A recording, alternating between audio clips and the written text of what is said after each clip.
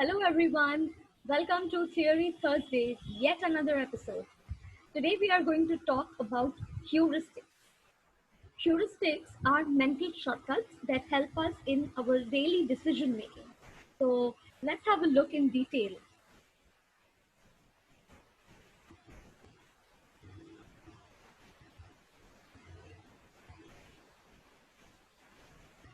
So, a heuristic is a mental shortcut which allows us to solve our problems and make judgments quickly and efficiently.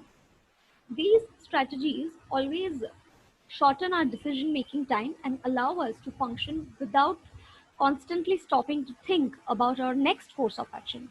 Just imagine having to think about what to eat, what to wear, about everything consciously and taking time for each and every decision that you make. It's not humanly possible to stop and think for each and everything. And that's why heuristics are sometimes very helpful, but they can also lead us to cognitive biases.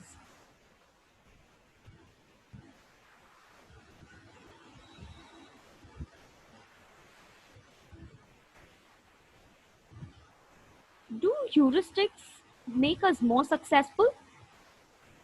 Yes, they do.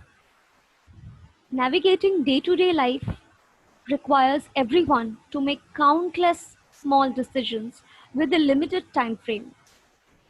Heuristics can help us save time and mental energy so that our cognitive resources, our energy, is not all used up, you know, and it saves these resources for more complex planning and problem solving endeavors. The two people that you're seeing here, Amos Tversky and Daniel Kahneman, are the pioneers and are the developers of heuristics, and they gave the different types of heuristics. They researched a lot about our cognitions and how we make our decisions, how fast and how slow we make our decisions, and they have come up with various shortcuts that we use on a daily basis. I'll be talking about the three most commonly used heuristics in our day-to-day life.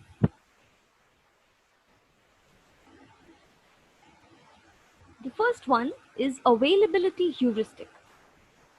It involves making decisions based on how easy it is to bring something to mind when you're trying to make a decision.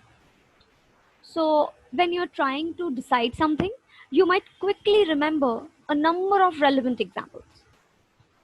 Since these are more readily available in your memory at that particular moment, you will likely judge these outcomes as being more common and more appropriate. So just a simple example over here. After seeing several television programs on shark attacks, you start to think that such instances are more common. So when you go on a vacation, you will refuse to swim in the ocean because you have a recently available memory of a shark in the ocean, and you will probably be scared of a shark attack, and you will feel that the probability of sharks being in an ocean is very high. And there are so many other examples which we can relate to.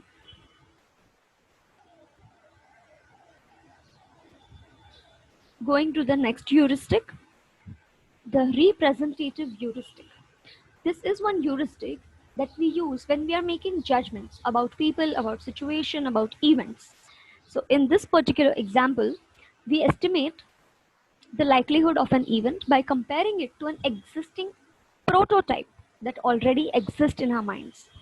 A prototype is what we think is the most relevant or typical example of a particular event or object.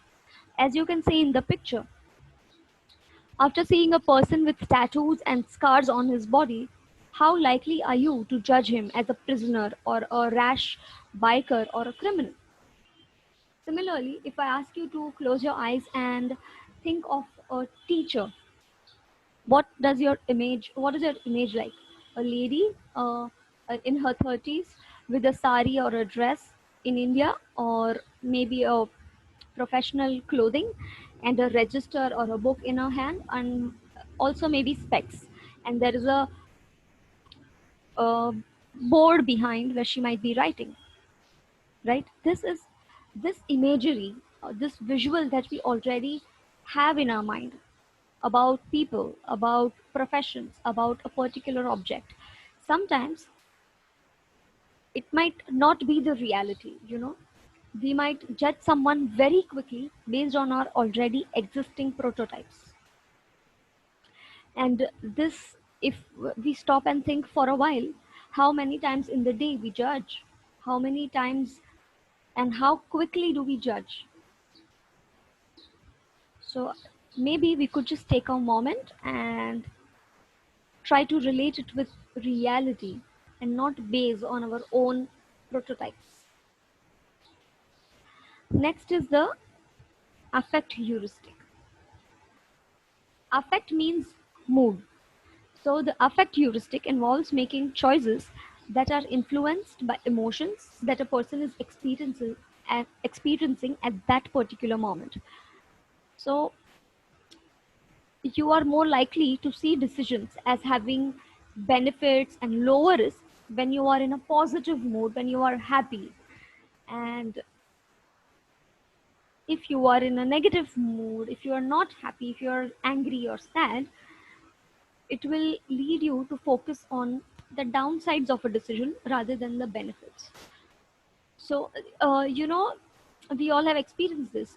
When we want permission for something, as kids, we have done this a lot.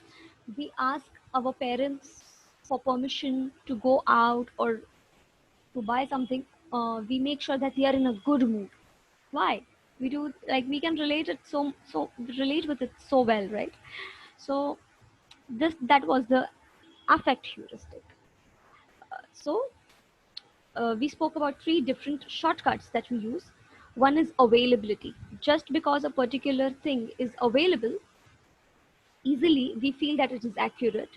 Representative heuristic, already existing prototype, we, we judge someone based on that. And affect heuristic, judging something based on a current mood. It is always said that never take a decision when you are uh, in a bad mood, and never promise something when you are extremely happy. You know, it is something like that only. So these were the three shortcuts. Thank you for watching.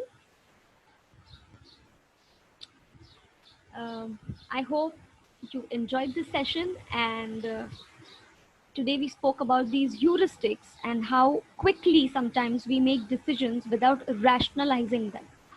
It might not always be beneficial to use too much of these shortcuts. So that was it. Thank you so much for watching.